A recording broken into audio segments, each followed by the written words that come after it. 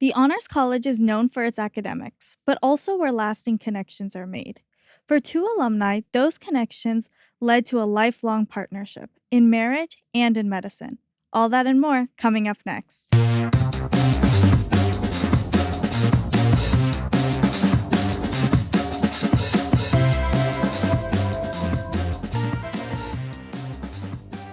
Hey Honors Bulls, welcome back to the Honor Roll Podcast, the flagship podcast for the Judy Genshaft Honors College Podcast Network. I'm your host, Riva Gandhi, a fourth year studying biomedical sciences and public health. My co-host today is Calvin Pham, a third year studying global business with a minor in Spanish. Hi Calvin, thanks for being here today. Yeah, I'm very excited to be here. I've had exams the past 2 weeks. I have exams this next week, so this is a good break. Yeah, it's definitely a stressful time, but I'm going to give you one more quiz question because we like to start off every podcast with our one big question. Okay. So my question this week is, how did you meet your first friend in college? Ooh. Okay. So I was part of the Bulls business community, which is the business LLC. I was really just put on a floor with other business majors, and I met the guy who's in the room next to me. He was the first one. In fact, we played pickleball with each other the other night. So yeah. That's really cool. I love those accidental friendships. I actually met my first friend in our honors acquisition of knowledge Oh, class, nice. and we just randomly sat next to each other. Yeah. And 4 years later, we're looking forward to continuing our relationship after we graduate. It's really cool. And speaking of long-lasting relationships, this week we're talking to two honors alum, Savanah and Patrick Mullen, who started their life together here at the Honors College and now run a thriving medical practice in Sarasota, Manatee. Stay tuned.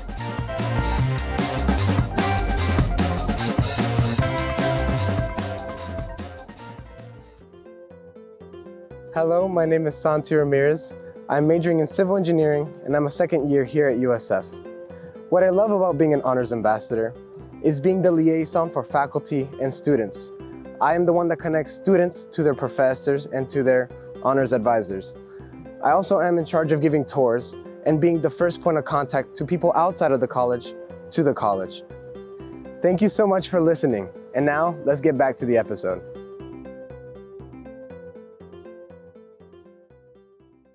Savanah and Patrick, it's great to have you on the podcast back here as Judy Genshaft Honors College alumni. Would you like to introduce yourselves? My name is Savanah Mullen. I'm a physician assistant and I graduated from USF in 2015. My name is Patrick Mullen. I'm a physician in family medicine and obesity medicine. I graduated USF in technically 2016 and 2019.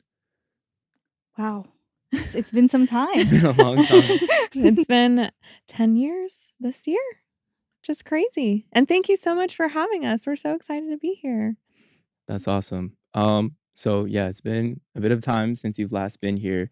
But going back to kind of when you first came here, what really brought you to USF as prospective students?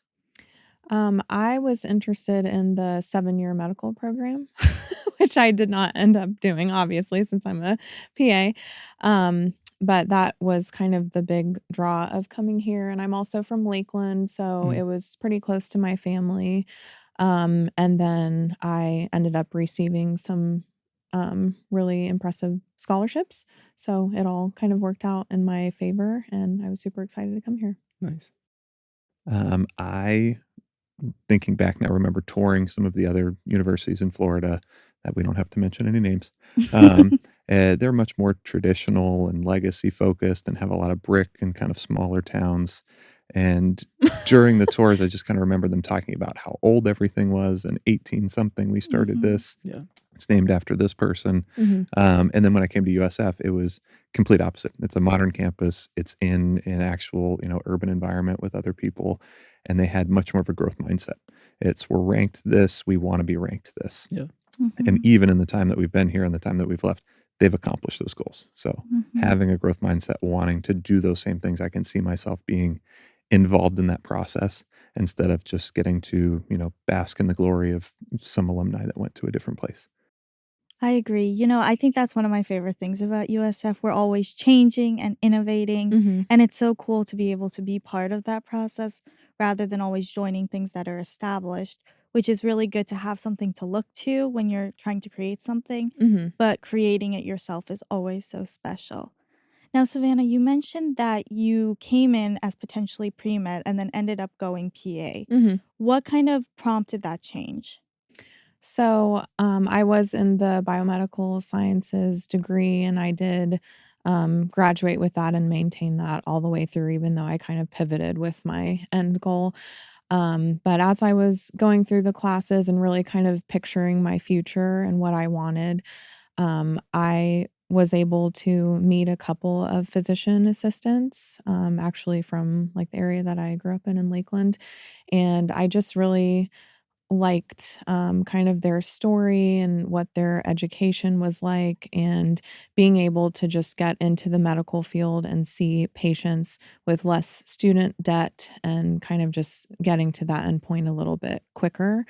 Um, and so that's why I ended up changing.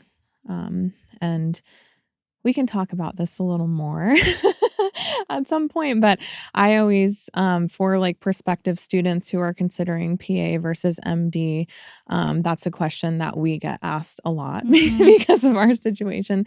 And I kind of tell them, if you see yourself as always being the one, in charge, no one is ever making decisions, over you. You're kind of the one. You want to be the surgeon, the first hand. You want to be nailed down in a specific specialty and go really in depth into that specialty, be there for your whole life. That's someone who should go to medical school and Mhm. specialize. And, that's what that career will look like for them. For me, I knew I wanted to see patients. I liked the idea of flexibility as far as, um, getting to potentially change specialties and kind of find my way, um, and just having more flexibility overall. So I like the idea of that. And then I met Patrick in our literally a month into school. And he wasn't planning on going to medical school when he first got to USF, which is interesting. We can go into that. Another good story. Yeah. But once we got together, and I knew that I was going to marry him very quickly, very soon into the process. Did you know that? Basically, Okay. it was a mutual Um, decision after about a month. yeah. Yeah. But just kind of thinking about our life together, knowing that he was going to go to medical school and, what we wanted out of our family, I thought having that flexibility as a PA would just be a good idea for our family moving forward. I think you make a really good point, and I think that's something a lot of students struggle with. I know I had that same question when I was trying to figure out my path, PA, MD, hmm nurse practitioner. There are so many options, Yeah. and you really have to take the time to understand hmm the differences between the 2 or 3 or hmm however many there are. But let's rewind a little bit more Mhm. and talk about your honors experience first. So you were both in the honors college during your time at USF. How did you guys meet and how did your paths cross? So the Honors College is a much smaller community. It felt more like you're in a high school size class instead Mm. of, a large top 10 public university enrollment. Thousands and thousands of people. Yes, tens of thousands of people. Yeah. So it made it really easy to know everybody that was in our class, especially the people that were in the same major, same interest in health. So Savannah and I had a couple classes together, and within the first week of school, I identified her as somebody that I was interested in. And she will share that she noticed me always at the front of class, diligently paying attention, not watching surfing on my iPad. But it made it a lot easier to watch in the front row because the teacher would never suspect that either. Um, After I think the first week, she approached me to study together between our calculus class or our Gen Chem class.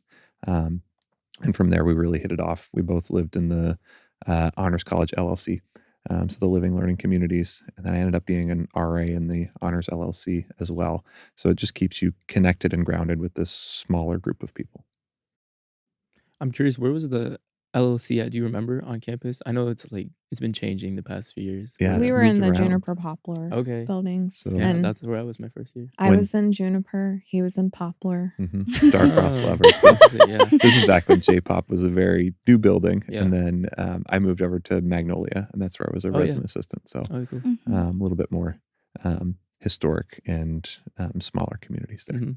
Yep. So I just walked up to Patrick in the dining hall one day and said, "Hey, would you be able to tutor me in calculus? Because you're always sitting in the front row. You finished your exams first. You seem like you know what's going on. Can you help me?"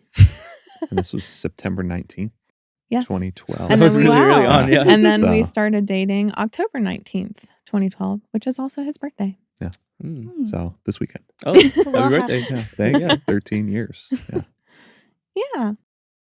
So, speaking of your honors college experience, it's my understanding that you were once an honors ambassador for the honors college at the time. So, tell us a little bit about that experience. Yeah, so I was able to work really closely with all of the students, as well as the advisors, and helping with scheduling and phone calls and making sure everyone got the support that they needed. And I loved working with all of the advisors. And I also was kind of able to help out with the events and just the inner workings of the Honors College. And it was a really great experience, kind of like anchor, like a grounding point of my college experience. So, for students that might be interested in having that like on-campus job, the process might be different now, but how did you come to get that position? I really don't remember. Yeah. So, But you were best buds with Marco in the time. So we were in the same classes as Marco. No So way. this is when he started as a Yeah. student ambassador. Yeah. Oh, wow. wow. Yeah, What- and what's crazy about that is it was back in the Allen building, right? Yeah. And that Yes. building, we were in it my freshman year, and it's a small building. There's not a lot of room for the HAs to kind of walk around. So you really got that one-on-one connection with every single faculty member because Yes. they had no choice but to walk right my by God. you. Yes. So that's really cool. I have never been in the Allen building. My first year, I'm a third year right now. So, my first year, they had like just finished the building. So, Oh, I was okay. like the first class to use this building. Aw. So, I've never been in the Allen building. Yeah, but it's that's- beautiful. We just came back for like the opening ceremony, you Mhm. know, Yeah. a month ago or whenever that was. And it was just so crazy being back here with our two kids. Like this is where it all started. Yeah. Teaching our toddler, this is where, our mom and dad went to school. And she's looking around and she may or may not have thrown a stuffed bowl off the 5th story Oh my. ledge. So if we're invited back, we're more than happy to come and tour the building. That's Yeah. so cool. And in addition to being an honors ambassador, Patrick, you were also involved with USF where you taught a MCAT prep course. What was that like and how did it teach you to grow professionally? Yeah, I had taught MCAT courses privately, and I had Mhm. written a couple things for either free online courses online or Kaplan medical prep. And the Honors College approached me when I was a second year in medical school and asked me if I'd be willing to share my experience and do that. And when you're very busy and bogged down in medical school, it felt like an extra task at the time. And when I Mhm. came back, you meet with all these students that are so excited to learn everything that you have to know, even though you're 1 or 2 years ahead of them. You've crossed the pinnacle or the gates of where everybody wants to go. So it was really energizing just to be able to share with them, hey, I know this or this can be helpful. And they'd ask me a bunch of professional questions. So it really helped take me from that imposter syndrome of I have no idea what I'm doing to, wow, I have, 25 kids in the Honors College that want to be exactly like me. Yeah. Made Mhm. the hours going back and studying at the medical school a lot easier. Yeah. And I think it probably was very comforting for them for you to become some sort of mentor because I know that's my biggest challenge as a pre-med student is finding people who have gone through this and are willing to guide me and help me, discover my own path, especially with the MCAT, which is a very big and very scary exam for a lot of students. Which is a perfect segue into medical school. So you came into USF not knowing what you wanted to do. What prompted you to go to medical school? This was all a big accident. I should not be here right now. I met a lot of people in the Honors College that were doing the 7-year program, and my roommate at the time was in it, so I went to the orientation for it just because that was my only friend at the time, and I signed my name up on the list because I said, well, I have those test scores. What if I want to do it? They said you could always opt out. So that was my initiation into the 7-year program. And then I kept up with the benchmarks. I kept working with smaller groups of students that were really interested in it. And at a deciding point, I was wondering whether I should do organic chemistry as a PhD because I was a tutor for that in the library and I love teaching. And Arnie Mejias sat me down and we had a great discussion about, well, you still can teach with a medical doctorate as well. You can still do service in a different way in research, but you see patients and you get to see that day-to-day practice. And that was really the switch. And I said, well, worst case scenario, I can always teach in a medical school. And ended up working out and I did teach at the UNC for a few years. And now I still have the opportunity to practice and see patients and volunteer. That's really cool. Congratulations on UNC. That's a really cool. That That's is a really really cool. great school. Mm-hmm. But you ended up going. Both of you ended up going to USF for graduate school, right? Savannah was 1 year before they started the PA school. Yes, unfortunately, I did not. They didn't have the PA school at the time that I was applying, so I went to Barry University for PA school, and I was accepted into the St. Pete Pinellas Park satellite campus, and so we were still able to be together during that time while I was in PA school, and then he was going on to medical school. Yeah, and we knew a lot of the PA students in that next class after she had started, which was really cool because they were involved in the medical campus and we knew a lot of their advisors. But she was 1 year too early for USF. And then as part of the 7-year program, which I ended up continuing into, I matriculated at USF and was able to go to school just up the street before they moved it to the new downtown campus. Have you had a chance to go to that new campus? I have not. So that's the fun part about And this he- growth mindset is I helped as the dean's counsel or advisor to Dean Adams help advise and build the new Honors College building, which it was my first time in last month. And then as I was at USF, I was on student government and I was the student chair on the new medical school building. So I've seen the 3D renderings and I've been inside it. I picked finishings and carpets and everything else that go into the school, but I have yet to go to the school.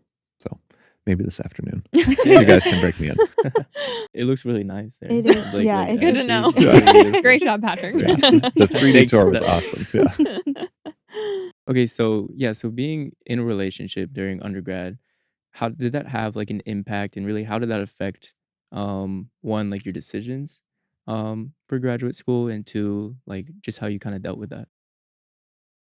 I think the timing worked out perfectly in terms of graduate school for us because I did the 7-year program, so I finished year early, and I was in the medical program for the first year. PA school mirrors medical school with kind of 1 year of didactic and 1 year of rotations. So we were actually both in our last didactic year together. So we would still be studying a lot of the same things, going to school at the same times, working really hard. And then we both did clinical rotations at the same time. And she graduated after her thesis with about 6 months until I graduated and we moved to UNC. So the timing of the school mirrored each other. And I know it affected her choice of one timing, wanting to be able to start at the same time. So she picked going to Barry rather than waiting or taking a gap year to go to USF. And then location wise, we wanted to make sure that we could still be together. There was only one PA school in the area. So At the time, there weren't as many PA schools, so it was pretty. I don't know if lucky is the right term, but she's a it was very a good student. situation. It worked out. It worked out that we both were able to stay together during that time. And of course, it's challenging both being in, graduate programs like that together, but going back to the growth mindset, even if you have a hard day, at least you can kind of come back to each other in the free time that you do have and just continuing, to look forward, since we did have shared goals of success and knowing what we wanted our life to look like. It just makes it easier just to keep moving forward, even if you're having, a difficult time. we were just talking about how she was planning our wedding in between her 2 semesters on her drive up here. So it was a lot at that time, thinking back. Yes, we had our wedding during like a weekend of PA school where I finished finals, and then we had like the next week off. We knew we wanted to get married before we moved for his residency, so we just fit it in there. I planned it myself. And it was a really interesting time. Yeah. Yeah, I can definitely see how that would be stressful, but like you said, it's always important to have a growth mindset. And eventually, you guys did grow together and eventually open your own medical practice in Sarasota. So, what kind of inspired you to do that? So I had been working at UNC and teaching at the medical school there, and I really enjoyed what I did. I loved my patients. I loved how involved I could be at the school. Sometimes there are restrictions in larger medical organizations of doing exactly what you want to do or why you want to do it.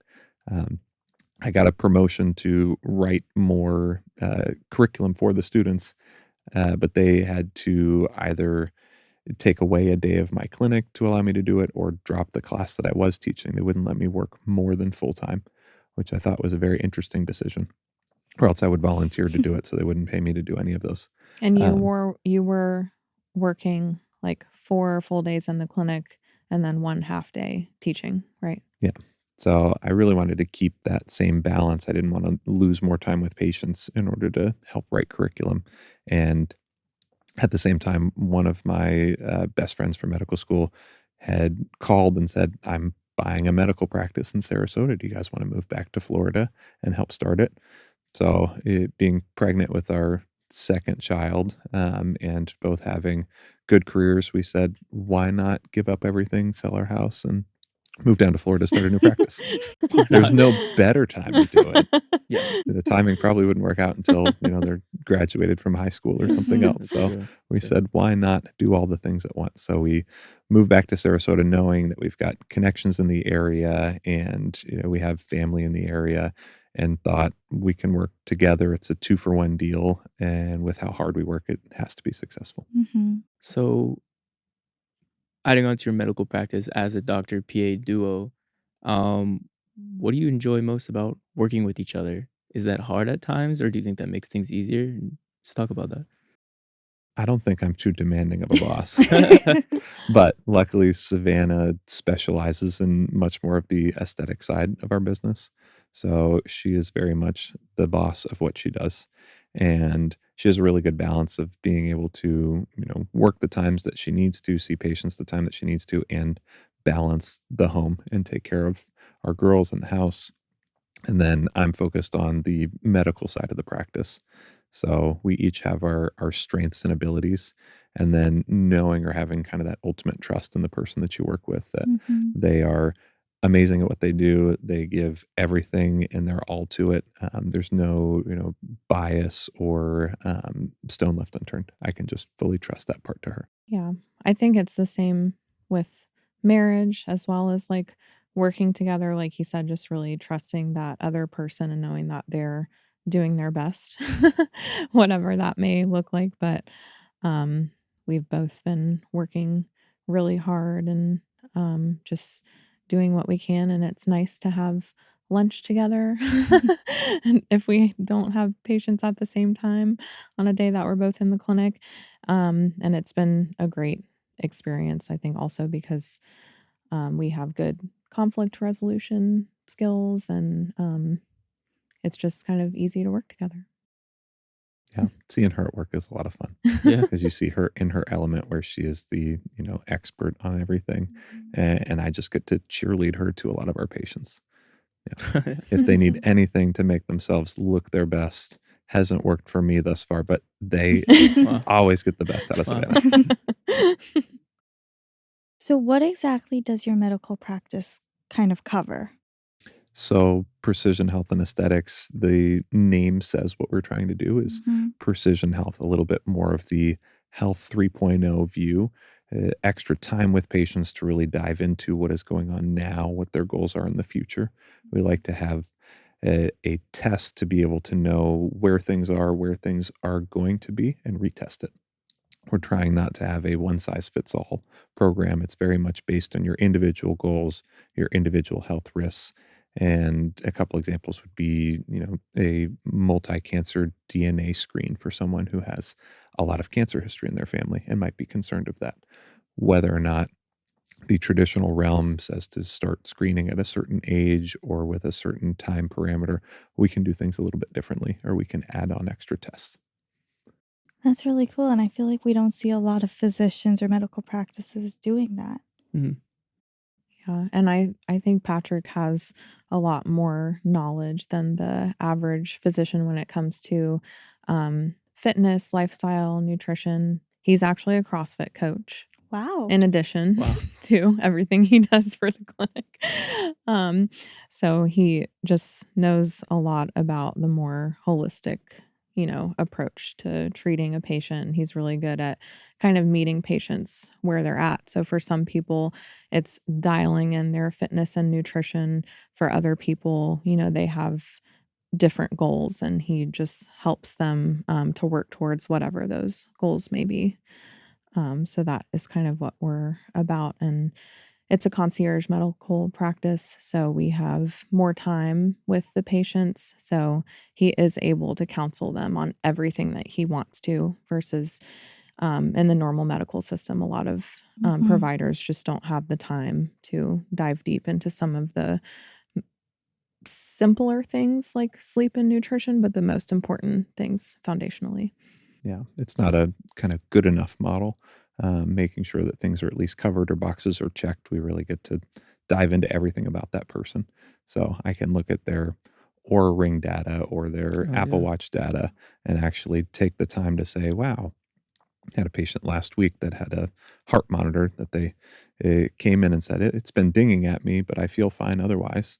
Yeah. And it turns out their heart rate was 33 and their heart was in third degree block. So the top and bottom part of Wow. the heart were not talking to each other. Yeah. And I was able to drive her the 2 miles over to the hospital, walk into the back of the emergency room, get her admitted to the hospital with a pacemaker in place, and left the next morning. So it was under 24 hours, had a new pacemaker, and yeah, she didn't have to stop in an ambulance, go to an urgent Yeah. care. She was just That's able amazing. to text me, walk in, and we went right over. That's very special. And it sounds like a lot of preventative care. So how do you suggest that other physicians can incorporate preventative care into their practice? I think living the lifestyle themselves is really important. A lot of people in medicine are bogged down by time and stressors and life, just like any other career. So, really living and embodying that lifestyle, I think, is important. And then from there, it's listening to your patients and not always looking at the, next metric or next bar that you have to kind of meet for them, and to just stop for a minute and think about what their goals are Yeah. instead of what the medical system's goal is. Mhm. Mhm. So kind of less on the actual practice of the practice, less on the patients. I want to talk a little bit about who's at your practice. So recently, I believe last September, you brought on a recent honors graduate from the Sarasota Manatee campus, Angela Perez Cruz. So how did you guys get connected with her, and what has it been like bringing an honors grad to your practice? Yeah. Dr. Lanier approached us when we moved down and said, "Hey, I've got a recent graduate who's interested in medical school and she's taking a gap year. Would you guys be interested in hiring her?" Mhm. We said, yes, please. That was all that needs to be said. Yeah. Recent honors grad. We know that they're going to be hardworking, and she absolutely is. It's just a very easy hire for us to say, any recommendation from the honors college is basically a shoe in. Wow. Yeah, she was able to learn everything so quickly, um, and she's amazing to work with. And it is hard to find good support staff Mhm. sometimes. So we just know that anyone from the honors college, that caliber of person, would be a great fit for our practice. So I want to ask, kind of going back to when you first started in the honors college, you didn't really know what you wanted to do. But since you've been through the experience and you've even brought on an honors graduate, what advice can you give to kind of more up and coming honors graduates, or maybe honors students that are about to graduate? Advice going into college or going out of college, just based on your experience. I think they should do exactly what Savannah learned in her honors improv class, is a little yes and. So any opportunity that comes by, I think, say yes and give it your all. Yeah. And then take some time to reflect and meditate on the things that you really enjoy, the things that you're really good at naturally, and find the fit of where those two things collide. And I think the Honors College is perfect for that because you have lots of opportunities. You've got a lot of highly skilled people that want to excel in any avenue of life. And just the random ricochets that happen of you might meet somebody who's really good at, podcasting or media and is going to medical school. And the combination of those two things don't happen often. But if you can put those two things together, it gives you a lot of experience. And maybe this could be something where you end up becoming the, Surgeon General, where you get to do a lot of public speaking and communication in the field of medicine. Yeah. Well, fingers crossed. No Talk pressure. to me in like 15, 20 years. No pressure at all. So finally, wrapping up a little bit, when you think of your time at the Honors College, what is one thing you'll always carry with you? Other than my husband. That's true. I think just the people and the relationships, and again, getting that opportunity to connect with a smaller group of people instead of being a fish in a really, really, really big pond. You already have something in common with these people. You get to go to these events with them. You get to maybe live with them, and take some of the same classes together.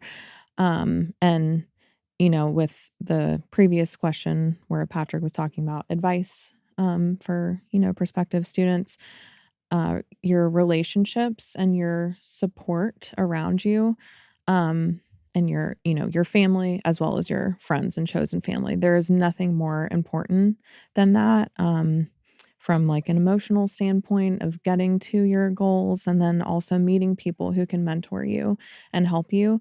And so that is what the Honors College will provide for you in every way.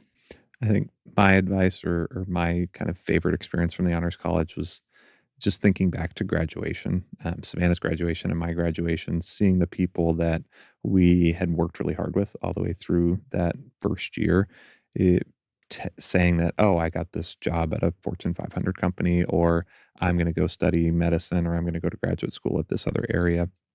Everybody leaves with a success story. It's not one that you typically say, oh, what happened to that friend? Is they're not in the Honors College anymore. It's really good at cultivating and building and allowing a lot of these high achieving younger students continue that support. You never get lost along the way. So there's always that lifeline to come back to. Yeah. And my advisor, I had a few, so I don't remember exactly who I had this conversation with, but one of the great advisors at the Honors College was someone who kind of talked me through my pivot as well from the 7-year med program to PA school. And they kind of helped me dial in and figure out what my plan was. So you always know that you have that support around you for those career decisions as well. I think it was Amy Sturrock. Yes. She taught our Kyrgyzstan class. So where else can you take a class on Kyrgyzstan? Wow. Taught by the diplomat to Kyrgyzstan's wife. Oh, no. It's actually really cool. Yeah. Well, I love all the support that the Honors College has given you guys and how you've returned back to the Tampa and Sarasota communities. That's all the time we have for today. Thank you so much for joining us. Thank you so much for having us. Thank you. This is always a lot of fun. Yeah. Thank you guys.